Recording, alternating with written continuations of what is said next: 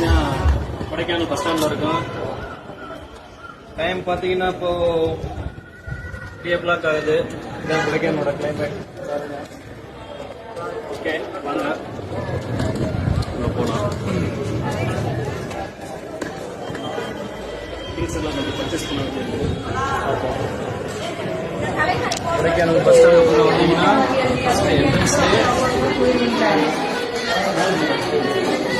A1 general store கடைக்கு வாங்க. Kodaikanal bus stand வந்தீங்கன்னா எல்லாமே இங்கே வந்து சீப் அண்ட் பெஸ்ட்டாக கிடைக்கும்.